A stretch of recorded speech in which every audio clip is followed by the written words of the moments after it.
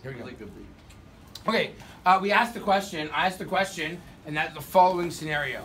You're talking to your friend, and your friend tells you how, oh my goodness, this guy George, who owes me $100, he hasn't paid me back. He says, oh yeah, George told me the other day that in fact, he owes you money from a loan that you gave him.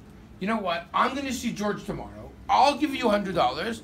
When I see George tomorrow, I'll bug him and he'll just give me the money back. Oh, great idea. Thank you so much. You give the guy the $100. You see George the next day. You're like, George, remember you told me last week that you lent money to our friend Michael? So I saw Michael, and what I did was I just gave Michael the $100 because I knew I was going to see you today. So you don't mind, just pay me the $100. George is like, I want to pay $100. Maybe I could have negotiated with Michael. I've been doing some work for Michael. I was hoping that maybe I did as a favor, but maybe he realized that it actually took me a lot of time and he'd cancel the debt. I don't want to pay him. And you're like, dude, you owe me $100. I'm out $100. Pay me. What is the, in fact, the halacha? So I got a number of responses to this question. I haven't looked at any of them. But the Shulchan Aruch does say, what's the halacha? Hapareach chovo shel chaviro. If you go and you pay off someone else's debt, Shalomi Da'ato, without their consent, even if it's documented, or example, there was a down payment, there was a deposit.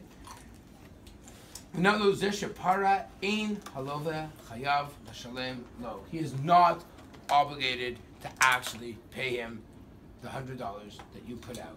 The reason being because maybe the person could have canceled the loan. Maybe he would have forgiven the loan. Since you do not know that, you should not go around, in fact, paying off other people's loans without their permission. That is the majority, both the Shulchan Aruch and the Ramah agree to that principle. There's a minority of principle, which appears to be the idea of Rabbeinu Tam. That is not the accepted practice. One thing is also certain.